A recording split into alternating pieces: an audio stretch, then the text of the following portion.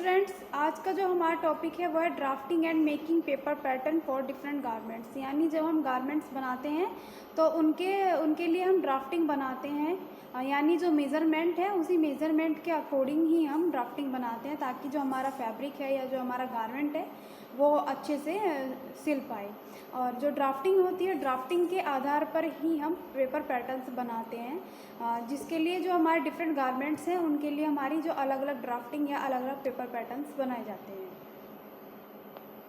तो पहला है हमारा ड्राफ्टिंग, यानी जब वस्त्र बनाने से पहले उसकी रूपरेखा कागज़ या पेंसिल की सहायता से बना लेना ही एक प्रकार की ड्राफ्टिंग कहलाती है। यानी जिस प्रकार हम मकान बनाते हैं और मकान बनाने से पहले हम उसका नक्शा बनाते हैं, उसी प्रकार हम एक गारमेंट को बनाने के लिए उससे पहले हम उसकी ड्राफ्टिंग करते हैं। यानी जो उसका मेज़रमेंट है उस मेज़रमेंट को हम प्रॉपर ब्राउन पेपर पर उतारते हैं ताकि जो हमारी ड्राफ्टिंग के टाइम ड्राफ्टिंग के लिए जो भी हमारी कमी है या जो हमारा मेज़रमेंट है वो अगर थोड़ा गलत हो गया तो उसको हम ड्राफ्टिंग के द्वारा पेपर पर ही सुधार लेते हैं ताकि जो हमारा फैब्रिक है वो फैब्रिक ख़राब ना हो। ताकि अगर हम फैब्रिक की कटिंग करेंगे निशान लगाकर तो क्या होगा, अगर हमारी जो कमी है वो फैब्रिक में आ जाएगी जिससे हमारा फैब्रिक है जो वो ख़राब हो जाएगा। इसलिए इससे पहले स्टिचिंग करने से पहले हम फैब्रिक की जो है ड्राफ्टिंग करते हैं ताकि जो उसकी प्रॉपर मेज़रमेंट है उसको एक बार हम चेक कर सकें या जो भी हमारी कमी है हम उसको ड्राफ्टिंग के द्वारा पेपर पर सुधार सकते हैं। अगर हमारा फैब्रिक पर अगर हम कटिंग करते हैं तो हमारा क्या होता है, अगर ड्राफ्टिंग में कोई कमी है या मेज़रमेंट में कोई कमी है तो हमारा फैब्रिक ख़राब हो जाएगा। तो जो ड्राफ्टिंग है वो ड्राफ्टिंग हम एक पेपर पर करते हैं, ब्राउन पेपर पर, जिसको हम पेंसिल की सहायता से बनाते हैं। और जो हमारे पेपर पैटर्न्स होते हैं वो क्या होते हैं, वो हमारी ड्राफ्टिंग के अकॉर्डिंग ही, यानी ड्राफ्टिंग के आधार पर ही हमारे पेपर पैटर्न्स बनाए जाते हैं। जो अलग अलग गारमेंट्स के लिए अलग अलग ड्राफ्टिंग बनाई जाती है। तो प्रत्येक व्यक्ति की जो शारीरिक रचना होती है वो अलग अलग होती है और उस रचना के आधार पर ही जो उसकी मेज़रमेंट है वो भी अलग अलग हो जाती है। तो जब हम ड्राफ्ट बनाते हैं तो ड्राफ्ट बनाने से पहले व्यक्ति की जो शारीरिक रचना है या जो भी मेज़रमेंट है उसको सबसे पहले मेज़रमेंट को लेंगे, जिसमें हम शरीर की लंबाई तथा शरीर की चौड़ाई, साथ में जो शरीर की बनावट है उसको ध्यान में रखते हुए मेज़रमेंट को लेंगे। सेकंड जो है वो ड्राफ्ट बनाते समय हमें ये भी ध्यान रखना चाहिए कि अगर कपड़ा कोई सिकुड़ने वाला है या जैसे कोई कॉटन फैब्रिक है तो उसको क्या करेंगे, हम उसको स्टिचिंग करने से पहले, उसको नाप लेने से पहले एक तो हम वॉश करेंगे ताकि जो सिकुड़न है वो स्टिचिंग होने से पहले ही उसकी जो सिकुड़न है वो हट जाए। और अगर ऐसा ना करते हैं तो पहले हम जो हमारा जो फैब्रिक स्टिच करेंगे उसको हम थोड़ा सा ढीला ही सिलेंगे ताकि जो वॉश होने के बाद जो वो फैब्रिक है वो सिकुड़े नहीं, जो उसकी मेज़रमेंट है वो ख़राब ना हो। जिस व्यक्ति के लिए जो वस्त्र हम तैयार कर रहे हैं उस व्यक्ति की जो पसंद है उसको भी हमें ध्यान में रखना होता है एक गारमेंट बनाते समय। अगर उस व्यक्ति की जो पसंद है वो ढीले फैब्रिक पहनने की है, यानी ढीला गारमेंट पहनने की है, तो हम उस गारमेंट को हम ढीला मतलब हल्का सा ढीला सिलेंगे। और अगर व्यक्ति की जो पसंद है वो टाइट फैब्रिक पहनने की है या गारमेंट पहनने की है तो उसको हम टाइट ही सिलेंगे। यानी जो मेज़रमेंट है वो व्यक्ति की इच्छा के अनुसार या उसकी नाप के अनुसार लिया जाता है। अब है हमारे ड्राफ्टिंग की जो मेथड्स हैं वो अलग अलग हैं। तो इसमें मेथड ऑफ ड्राफ्टिंग है हमारा, ड्राफ्टिंग का अभ्यास पहले काले या नीले गर्म कपड़े पर किया जाता है, जिसको हम टेबल पर रखते हैं।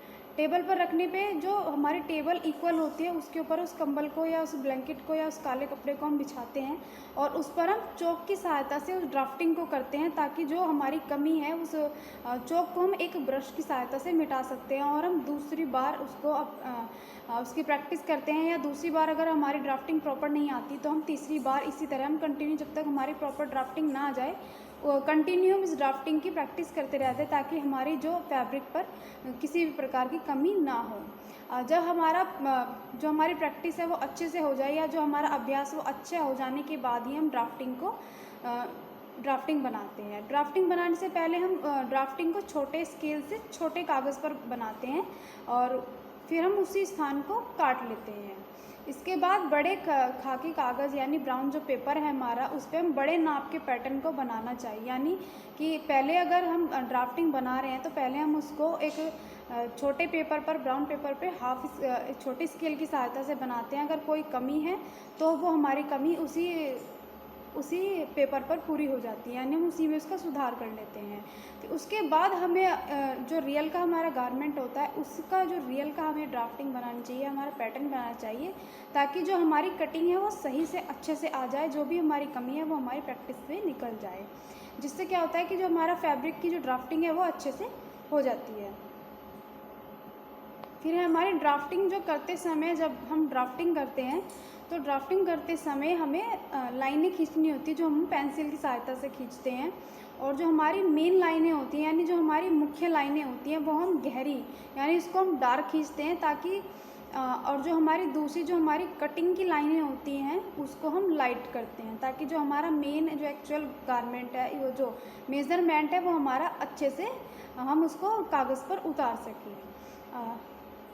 जो हमारी लाइन गलत खींच गई हो तो अगर उसको क्या करते हैं, हम उसको हम रेज़र से मिटा सकते हैं या हम उसको काट सकते हैं। नहीं तो अगर क्या होगा, अगर उसको हम नहीं मिटाते हैं या उसको हम दोबारा सुधार नहीं करते तो वो जो हमारी कमी है वो हमारी फैब्रिक में आ जाएगी, जिससे हमारा फैब्रिक ख़राब हो जाएगा। ड्राफ्टिंग के समय हमें चॉक को सीधा चलाना चाहिए, नोक की सहायता से नहीं, क्योंकि अगर नोक का यूज़ सिर्फ हम जब हम मेज़रमेंट लेते हैं तो जब हम कपड़े पर नाप लगाते हैं, नोक का यूज़ हम तब करते हैं ताकि जो हमारा जो नोक है वो प्रॉपर एक्चुअल उसी मेज़रमेंट में आ जाए। अगर हम चॉक को सीधा चलाएंगे तो क्या हमारी चॉक जो है वो ज़्यादा बड़ी हो जाएगी, मतलब जो हमारा निशान है वो बहुत बड़ा हो जाएगा, जिससे जो हमारा मेज़रमेंट है वो सही नहीं होगा।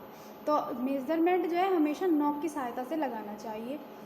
ड्राफ्टिंग सदैव जो है कपड़े को टेबल या किसी भी तख्ते या फिर जो भी हमारी कोई समतल जगह हो उस पर करनी चाहिए, जो कि जो हम निशान लगाते हैं तो जो हमारा निशान है वो गलत ना लगे, या फिर जब हम फैब्रिक की कटिंग करती है तो जो फैब्रिक की कटिंग है वो इक्वल हो जाए। अगर हम ऊपर नीचे की कोई जगह है या जो हमारा जो भी हमारी टेबल है या जो भी हमारी समतल स्थान है, अगर वो समतल ना हो करके थोड़ा ऊपर नीचे हो तो उससे हमारा फैब्रिक या हमारा जो निशान है वो गलत लगता है। नए कपड़े का जब हम ड्राफ्ट बनाते हैं तो ड्राफ्ट बनाने से पहले नए कपड़े को हम उल्टी तह बनाते हैं, ताकि जो भी हम निशान बनाते हैं वो सीधी तरफ ना आए या जिसको मिटाने में कोई कठिनाई ना हो। इसलिए हम हमेशा उल्टी तरफ ही निशान लगाते हैं। अगर कोई निशान में कमी है तो उसको हम सुधार सकते हैं मिटो करके। तो सीधी तरफ कभी भी निशान नहीं लगाना चाहिए फैब्रिक के। यदि अगर कपड़े पे कोई डिज़ाइन है या कोई सीधा या उल्टा भाग है या फूलों या प्रिंट का कोई प्रिंट है, कोई डिज़ाइन है या धारीदार कोई प्रिंट या डिज़ाइन आ रहा है या कोई एम्ब्रॉयडरी हो रही है किसी भी फैब्रिक पे, तो पैटर्न की सहायता से हमें ड्राफ्टिंग या कटिंग करनी चाहिए। और नहीं तो क्या होगा, अगर हम ड्राफ्टिंग की सहायता से अगर हम इन पैटर्न्स को ध्यान में नहीं रखेंगे, यानी इन डिज़ाइंस को ध्यान में नहीं रखेंगे, तो जो है वो हमारी जो कटिंग है फैब्रिक की वो गलत हो जाएगी। इसलिए सबसे पहले हमें ड्राफ्टिंग या पेपर पैटर्न की सहायता से ही हमें फैब्रिक की कटिंग करनी चाहिए, नहीं तो जो फैब्रिक है वो हमारा ख़राब हो जाएगा। यदि कपड़ा कुछ कम है तो पेपर पैटर्न की सहायता से ही लेआउट करके हिसाब निकाल लेना चाहिए। यानी लेआउट में क्या होगा कि लेआउट में अगर हमारा कोई फैब्रिक कम है तो जो हमारी ड्राफ्टिंग है उस ड्राफ्टिंग को हम उस कम फैब्रिक पर ही रख कर देखेंगे। जो हमारा ड्राफ्टिंग का हर एक पार्ट अगर उस फैब्रिक पर आ जाता है तो यानी जो हमारा वो गारमेंट है वो अच्छे से सिल जाएगा।